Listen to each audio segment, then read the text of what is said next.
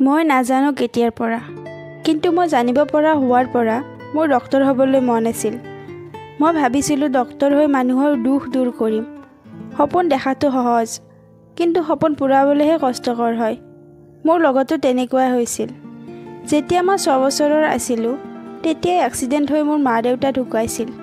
মা-দেউতাৰ পাছত মোৰ কোনো নাছিল। মোৰ ভালদৰে মনত আছে, আমাৰ ঘৰৰ ওচৰৰ মাহী এজনীয়ে মোক চম্ভালিছিল আৰু তেখেতৰ ঘৰতে ৰাখিছিল। মোক খুব মৰম কৰিছিল। কিজানি মাহীয়ে মোক গোটেই জীৱনটো তেখেতৰ লগতে ৰাখিলে হয়, কিন্তু ভগৱানে মোৰ কাৰণে আন কিবাহে ভাবিছিল। মোৰ দেউতাৰ বন্ধু এজন ডক্তৰ আছিল। তেখেতে মাজে সময়ে আমাৰ ঘৰলৈ আহিছিল। তেখেতে যেতিয়া মোৰ মা-দেউতাৰ কথা গম পাইছিল, তেখেতে মোক নিজৰ সন্তান হিচাপে তুলি ল'ব বিচাৰিছিল। তেখেতৰ কোনো সন্তান নাছিল আৰু সেইদিনাৰ পৰা তেখেত মোৰ দেউতা আৰু তেখেতৰ পত্নী মোৰ মা হৈছিল। তেখেতে মোক তুলি লোৱাৰ বাবে মই নিজকে নিজে বহুত ভাগ্যশালী বুলি ভাবোঁ। দেউতা ডক্তৰ আছিল, গতিকে ময়ো ডক্তৰ হ'ব লাগিব আৰু নিজৰ সপোন পূৰণ কৰিব লাগিব বুলি মই ভাবিছিলোঁ। পঢ়া-শুনা ভালদৰে হৈছিল আৰু ভগৱানৰ কৃপাত মোৰ সপোন পূৰণ হৈছিল। মোৰ পঢ়া সমাপ্ত হোৱাৰ পাছত মই দেউতাৰ ক্লিনিকত দেউতাৰ লগত কাম কৰিবলৈ লৈছিলোঁ। দেউতাৰ লগত কাম ভালদৰে শিকাৰ পাছত দেউতাই মোক নিজকে এখন ক্লিনিক খুলি দিছিল। প্ৰত্যেক দিনে ক্লিনিকলৈ বহুতো মানুহ আহিছিল আৰু মই চিকিৎসা কৰি খুব শান্তি পাইছিলোঁ। কিন্তু কিছুদিনৰ পৰা মোৰ ক্লিনিকৰ বাহিৰত এজনী বয়সস্থ মহিলা আহে। ক্লিনিকখন আৰম্ভ কৰাৰ পাছতে তেখেতে আহিছিল আৰু বাহিৰৰ পৰা মোক চাই গুচি গৈছিল। তেখেতে প্ৰত্যেক দিনাই বাহিৰত বহি আছিল। মহিলাগৰাকী বয়সস্থ আছিল আৰু ভালদৰে কথা ক'ব পৰা নাছিল।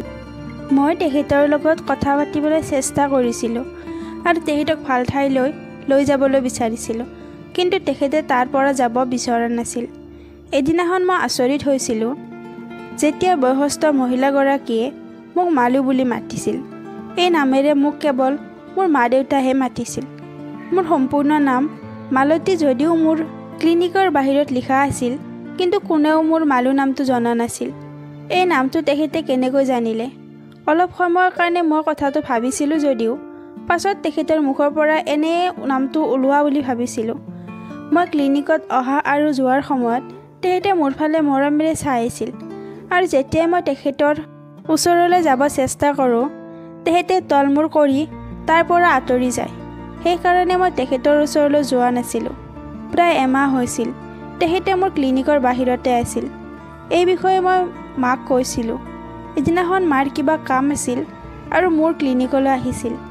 যেতিয়া মায়ে বয়সস্থ মহিলাগৰাকীক দেখিছিল আৰু সেইখিনি সময়ত একো কোৱা নাছিল, কিন্তু মই ঘৰত যোৱাৰ পাছত মায়ে কৈছিল, মহিলাগৰাকীৰ মুখখন চিনাকি চিনাকি লাগিছে। মাৰ এনেকুৱা লাগিছিল যে মায়ে মহিলাগৰাকীক ক'ৰবাত লগ পাইছে। প্ৰায় 15 দিনৰ পাছত মই ক্লিনিকৰ পৰা ঘৰলৈ যোৱাৰ পাছত মায়ে কৈছিল, মহিলাগৰাকী কোন? মায়ে ধৰিব পাৰিছে, কিন্তু এতিয়াই সম্পূৰ্ণ কথাবোৰ মোক ক'ব নোৱাৰে। মই কৈছিলোঁ, আপুনি তেখেতক জানে নেকি? তেখেতে মোৰ নামটো ভালদৰে জানে। তেখেতে মোক মালু নামেৰে মাতিছিল। কোন তেখেত? মায়ে কৈছিল, এতিয়া নহয়, কিন্তু বহুত সোনকালে তোমাক ক'ম মহিলাগৰাকী কোন। এতিয়া মোৰ বাৰে বাৰে মনলৈ প্ৰশ্ন আহিছিল যে তেখেত কোন? মোক কেনেকৈ চিনি পায়? দ্বিতীয় দিনাখন আমাৰ ঘৰলৈ মোক সৰুতে ৰখা মাহী আহিছিল। মাহীক মায়ে মাতিছিল। মাহীয়ে মাক কৈছিল, এতিয়ালৈকে মই ধৰিব পৰা নাই এইবোৰ কি হৈ আছে। আমি তিনিজনী ক্লিনিকলৈ গৈছিলোঁ আৰু মাহীয়ে মাক কৈছিল, হয়, এইজনী তেখেতেই। মা আৰু মাহীয়ে মানুহজনীৰ ওচৰলৈ গৈছিল আৰু তেখেতলোক যোৱাৰ কাৰণে মানুহজনীয়ে আঁতৰি যাব বিচাৰিছিল, কিন্তু মাহীয়ে মানুহজনীক তেখেতৰ নামেৰে মাতিছিল, বিমলা, ৰ'বাচোন। বহুত দিনৰ পাছত কিজানি তেখেতে তেখেতৰ নামটো শুনিছিল। মাহীয়ে তেখেতৰ হাতখনত ধৰাৰ লগে লগে তেখেতে হুকহুকাই কান্দিছিল। মাহীয়ে কোৱাৰ কাৰণে তেখেতে প্ৰথমবাৰৰ কাৰণে ক্লিনিকৰ ভিতৰলৈ আহি বহিছিল।